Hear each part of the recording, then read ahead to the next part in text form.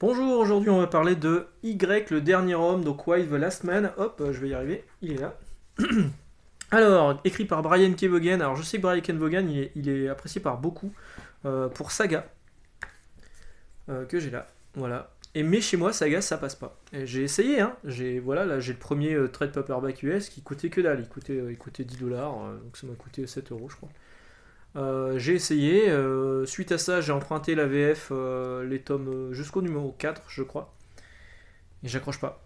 J'accroche pas, il y a un truc qui passe pas. Alors, je sais pas si c'est le dessin, si c'est le côté galactique, le côté what the fuck.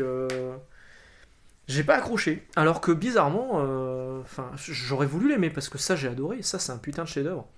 Alors, Why the Last Man, c'est en français Y, le dernier homme. C'est une série chez Vertigo, donc DC Comics, qui est parue de 2002 à 2008.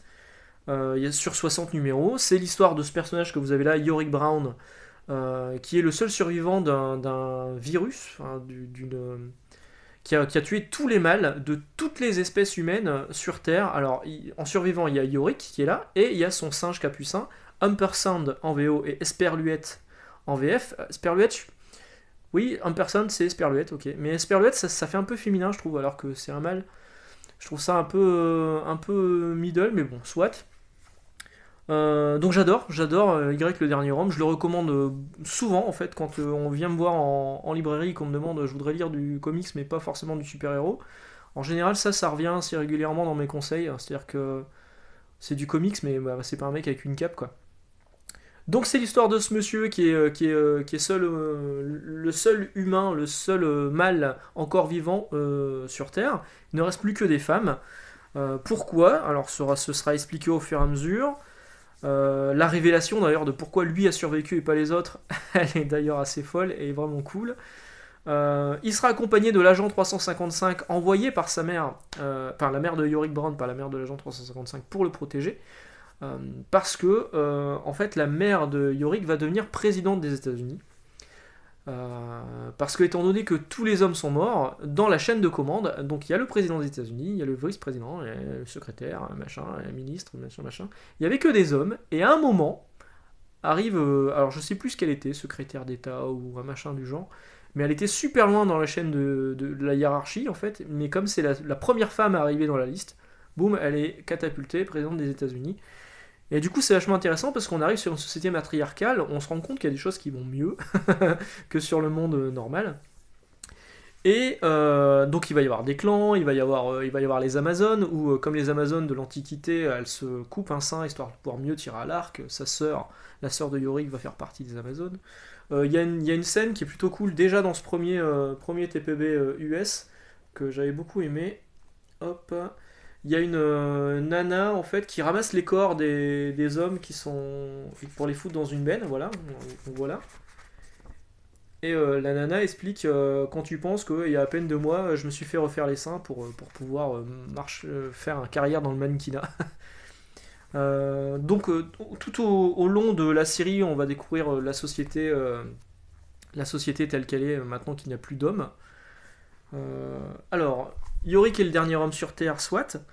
Mais est-ce qu'il est aussi le dernier homme tout court? C'est-à-dire qu'à un moment, il y avait des stations, il y a une station spatiale, est-ce qu'il n'y a pas des hommes dessus? Vous le découvrirez dans le tome 3. Il est aussi accompagné de Alison Mann, qui est une spécialiste du clonage, euh, pour essayer de découvrir pourquoi lui a survécu et pas les autres, et quelle est l'origine de ce virus qui a tué tous les mâles, tous les porteurs du chromosome Y. Lui, en fait, le but de Yorick, connement, hein, c'est la première chose qu'il fait, c'est se dire faut que je retrouve ma meuf.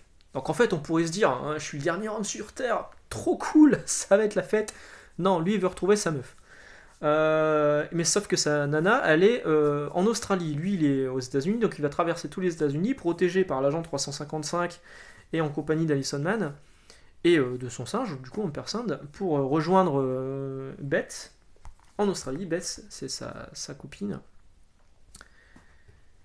Et il va se passer évidemment plein de choses, hein. On va découvrir le théâtre. Vous savez qu'à un moment, je crois que c'est au Japon.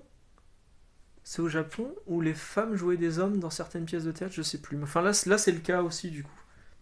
À creuser. Voilà. Bah, c'est dans ce truc-là d'ailleurs, je crois. Hop, alors c'est vraiment très très bien. C'est en 10 TPB en VO.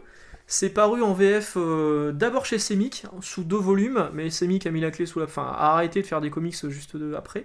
Du coup, Panini a bien fait les choses, a commencé au volume 3, ils ont repris la parution de la série à partir du volume 3 jusqu'au numéro 10. Le numéro 10 c'est celui-là, moi je l'ai en VO du coup. Mais quand Urban est arrivé, donc ils ont récupéré les droits de tout ce qui était DC Comics et Vertigo, c'est un label DC Comics. Maintenant Vertigo ça n'existe plus, maintenant c'est le DC Black Label. Et du coup ils les ont fait reparaître en Urban Deluxe. Donc dans des éditions doubles, il y a l'équivalent de 2 à 3 numéros par gros volume. Je sais plus combien il y a de numéros au juste en France. Mais s'il y a un truc à lire qui ne soit pas de super-héros, c'est clairement Y le dernier homme. Moi je trouve ça absolument fabuleux. Vraiment c'est cool. Le dernier numéro, ils ont gagné plusieurs Eisner Awards au fur et à mesure de la série, mais le dernier numéro il a gagné un Eisner juste pour ce numéro en fait. Parce que la fin est vraiment bien. Le destin de Yorick il est vraiment cool. At last pour Yorick, c'est une phrase connue du théâtre. Donc lui à la base c'est aussi un passionné de magie et d'évasion en fait, hein. Vous savez comme Houdini, voilà. Et oui, il se passe plein de choses, c'est vraiment cool, c'est très bien écrit, au dessin c'est Pia Guerra, c'est vraiment très bon, c'est une artiste canadienne. Elle est aidée parfois par Goran Suzuka, qui est un artiste d'Europe de l'Est. C'est vraiment très bien. Vraiment, lisez Y le dernier homme, soit en VO si vous avez la possibilité de le lire en VO, soit en VF chez Urban Comics. Encore une fois, ils ont bien fait les choses. Et voilà, quoi vous dire de plus? Rien, à part lisez-le. Et lisez aussi le reste du travail de Vaughan, en général, c'est très bon. Bon, Saga, très bonne réputation. Moi, chez moi, ça n'a pas marché. Mais il y a aussi Pride of Baghdad. Donc là, c'est une édition en VO, mais ça existe en français. Ça c'est super bien, c'est dessiné par Nico Henrichon que j'ai eu la chance de rencontrer et qui m'a fait ce magnifique. Il m'a dit il m'a demandé qu'est-ce que tu voudrais que je dessine. Je lui ai dit c'est un truc sur les lions, c'est super, dessine-moi un lion. Il fait mais t'aimes bien d'autres trucs. Je fais j'adore Star Wars. Du coup il m'a fait un chevalier Jedi avec une tête de lion. C'est plutôt cool, le dessin il est magnifique. Ça c'est vachement bien aussi, Pride of Baghdad, donc c'est l'histoire sur Bagdad, c'est plus ou moins une histoire vraie, enfin c'est basé sur une histoire vraie. Et, c'est les lions qui se sont échappés du zoo et qui se retrouvent en liberté dans Bagdad pendant la guerre, et c'est super bien, super bien. Un seul volume, franchement je vous le recommande fortement. Voilà, donc lisez Pride of Baghdad et lisez Y le dernier homme. Lisez Saga peut-être, et puis dites-moi si ça a marché sur vous, moi ça n'a pas été le cas. Et puis sur ce, je vous souhaite une bonne journée et on se retrouve demain. Ciao.